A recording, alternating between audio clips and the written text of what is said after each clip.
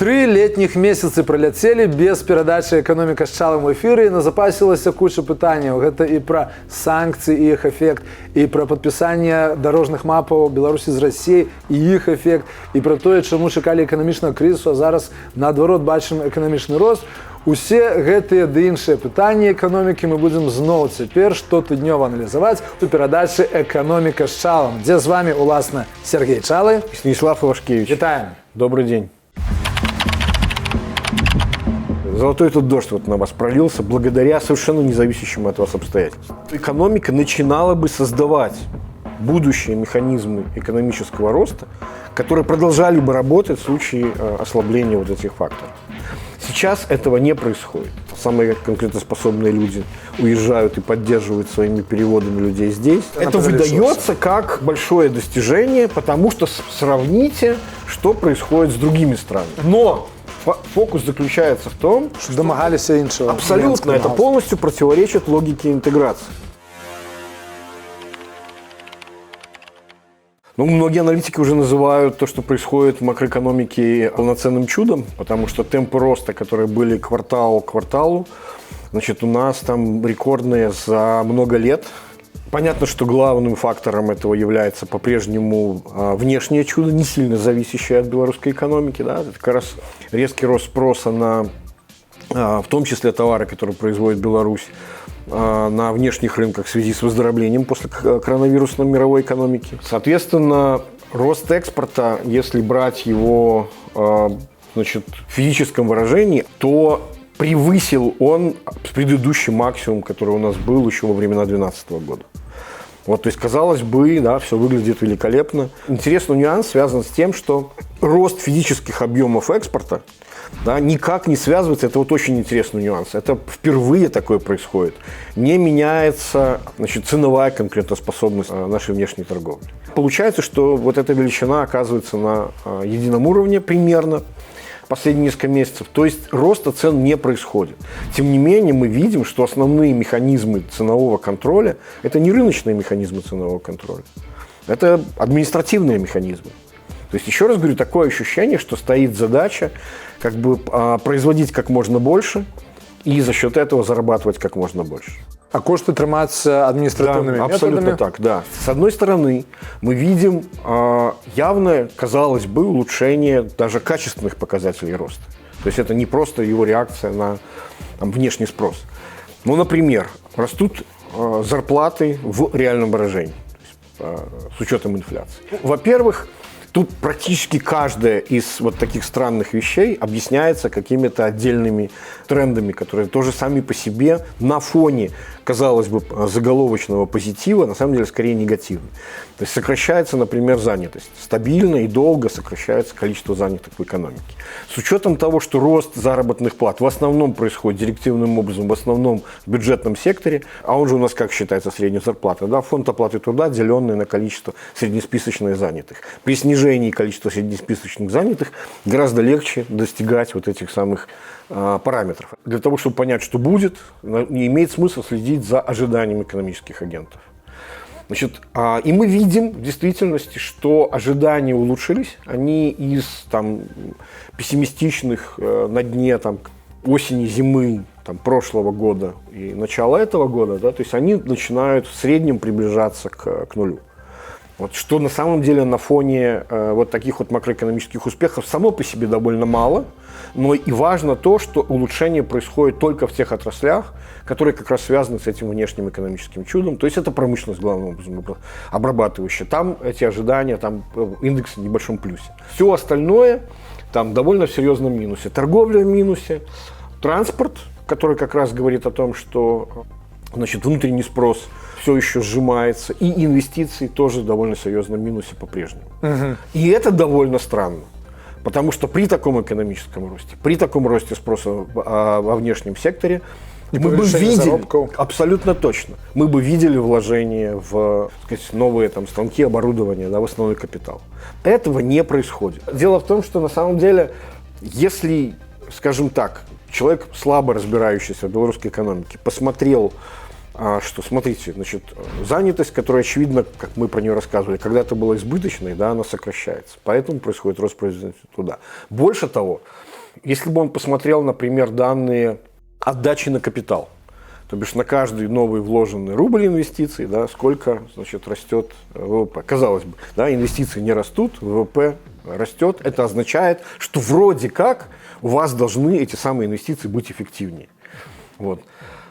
То есть, как бы все у вас прекрасно, да, и можно было бы даже говорить, что происходит некая структурная перестройка экономики. Убирается избыточная занятость, да, улучшается эффективность использования существующей рабочей силы и уменьшается, соответственно, избыточное инвестирование. То есть можно было бы про это говорить. Но в действительности, еще раз говорю, все эти вещи объясняются отдельными какими-то вещами, да, которые не связаны с нормальной экономической логикой. Ну, например, негативные экономические ожидания руководителей предприятий приводят к тому, что они ждут, несмотря на видимое укрепление там, или стабильность рубля, дальнейшего его ослабления, они говорят о том, что, значит, не хватает оборотных средств, то есть рублей в экономике по-прежнему мало.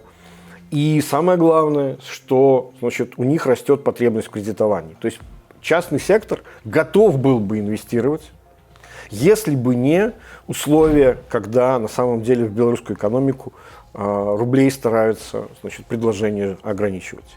И теперь это делается уже не только вот этими физическими действиями сжатия, про которые мы многократно рассказывали. Это был один из важных факторов поддержания курса стабильности на валютном рынке. Но еще и Нацбанк, это тоже очень важно, он очень сильно этого не хотел.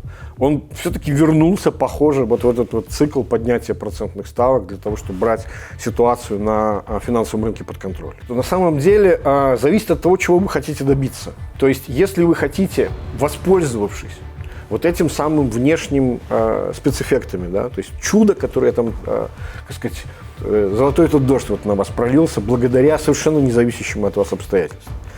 То есть те эффекты, про которые мы говорим, увеличение валютной выручки, соответственно, укрепление рубля, да, там, увеличение инвестиций и так далее, значит, приводило бы к тому, что экономика начинала бы создавать будущие механизмы экономического роста, которые продолжали бы работать в случае ослабления вот этих факторов. Сейчас этого не происходит. Например, помнишь, мы много говорили о том, что все экономические планы на этот год готовились под то, что давайте, значит, мы должны, была такая фраза, запустим новый инвестиционный цикл.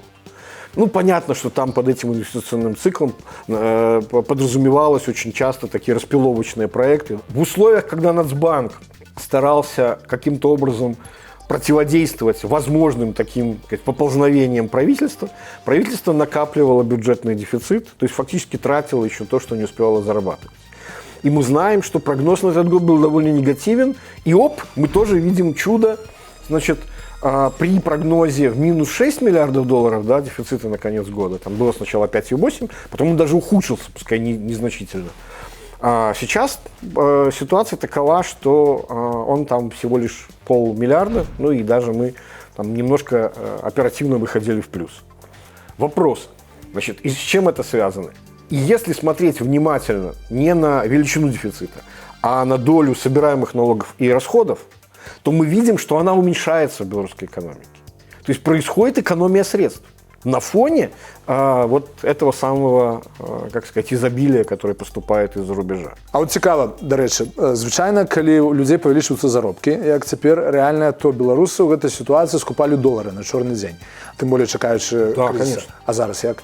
Вот, и это тоже довольно интересный феномен. Последние 2 месяца население с учетом наличной и безналичной валюты все равно является нетто-продавцом валюты. То бок доўгі час скупалі долары, Да. а тут давай траціць. И казалось бы, еще раз говорю, вот это ровно так же, как и со всеми другими качественными показателями. Да? То есть, если ты не понимаешь причины, из-за чего это происходит, то кажется, что, что это, рост доверия к национальной валюте, что ли? Данные по депозитам рублевым не показывают, на самом деле, не подтверждают гипотезу, что, значит, доверие к национальной валюте возвратилось. Вот. Я слышал, значит, несколько аналитиков говорили о том, что, возможно, это, знаешь, там старый фактор, заканчиваются деньги, значит, самая последняя стадия, денег нет, нужно продавать валюту. тоже вроде как не похоже на фоне, как мы говорили, роста реальных заработных плат. И, в принципе, я даже начинаю думать о том, что это не фактор заначек, это не фактор доверия к банкам, это не фактор доверия к рублю. Это вполне возможно, это версия Катерины Бурныковой и Сберок, что это начинает сказываться эффект трансферов из-за рубежа работников, белорусских, которые оказались за этим самым рубежом. В условиях неработающих вот этих вот рыночных механизмов, в условиях административных ограничений, да, в условиях на самом деле того, что факторы будущего экономического роста, которые могли бы создаваться в результате этого внешнего чуда, да, приводят к тому, что в действительности вот эта вот приднестровизация, про которую я когда-то очень любил говорить, подготовка вот к этой самой рецессии из-за того, что внутренних механизмов роста нет, а самые конкурентоспособные люди уезжают и поддерживают своими переводами людей здесь. Да? То есть похоже, что первые ласточки мы этого начинаем видеть. Вопрос, чего же на самом деле тогда ожидать, что ожидают экономические агенты, чего ожидает правительство в обозримом будущем? То есть что может произойти с вот этой динамикой внешнего сектора, который сейчас целиком объясняет вот все позитивные факторы, которые у нас есть. И это понятно, о чем идет речь. Да? Это, скажем так, за скобки можно вынести фактор, на который мы не влияем совсем. Это фактор того, как долго продлится вот это восстановление мировой экономики. Очевидно, что оно не будет бесконечным. А два фактора, которые целиком, в общем, являются зависящими, ну, хотя бы частично, да, от политики белорусской, это ситуация с санкциями международными, которые, несомненно, будут влиять на тот самый экспорт. И те самые союзные программы, которые, значит, очевидно, вот эти вот дорожные карты, да, интеграционные. Давай по чарзе санкції. Одні кажуть, що вони ввогуле беззубые, другі кажуть, що 6 відсоткових пунктів від ВУП это от 6 до 10 я даже, да, это было б нейкае безпрэцэдэнтнае для Беларусі падзенне з пачатку 90-х эканамічнае. Ну, 6, этого мы зараз не бачим. 6-10% мы же видели, как это посчитано. Они берутся в предположении, что санкции будут, ну, что называется, без изъятий, исключений, да, там, наложены на, вот, как сказать, на всю ту вот величину отраслей, которые перечислены, как сказать, наш экспорт, 13% всего экспорта подпадает вроде как под эти санкции. Соответственно, 13% всего экспорта, да, с весовым коэффициентом влияния, то есть сколько экспорт занимает ВВП, это как раз и будет 6 процентных пунктов роста ВВП. А какие есть приклади того, что санкции працуют реально? Ну вот, например, Китай отказался выделять второй транш кредита, который должен был быть направлен на строительство вот этого Нежинского горнообогатительного комбината, Калиного, Славкалий. Там просто фокус в том, что и сам Гуцериев, персона, который попал под санкции, вот, ну и плюс Беларусьбанк в связи с, значит, финансовыми санкциями США, Великобритании, то есть от них отозваны международные рейтинговыми агентствами. І он просто став ненадійний банк. Абсолютно. Плюс калійний експорт під обмежуваннями, які можуть повелічуватися. Абсолютно. Кажется, Китай дружба дружбой, але отрымливается... Вот как раз таки поведение Китая на самом деле довольно показательно. Потому что ровно так же он вел себя по отношению к санкциям против России после 2014 года. Вот, то есть они, несмотря на то, что как бы бросают вроде бы как вызов США на международной экономической арене, на самом деле очень себя оберегают от даже малейших там, тени подозрения, которые только может быть. В порушении американских санкций. Абсолютно точно, да. Ну, то бок на сённяшні дзень мы бачым стаўленне контрагентаў і партнёраў Беларусі, беларускіх уладаў да санкцый, што Расія, што Кітай не рызыкуюць падпадаць пад амерыканскія санкцыі. Назарбаев сказаў, што калі Лукашенко сказаў, што давайте агульны пакет контрсанкцый, Назарбаев сказаў, секунду, да, это ваша частная история, разбирайтесь с ней сами. Ну и, соответственно, как несложно догадаться, значит, Лукашенко очень любит говорить, что эти санкции толкают нас там, в объятия России, да, нам ничего не остается. Да кого же, до речі. Да, именно. Вот съездил он до Путина и подписали нечто много. Что они по сутности там подписали? Как бы речь идет о утверждении вот этих 28 теперь называемых уже союзных программ. Раньше это были дорожные карты. То есть мы по-прежнему не знаем содержание этих союзных программ. То есть там опубликованы пока только тезисы, и из этих формулировок можно делать, конечно, какие-то выводы.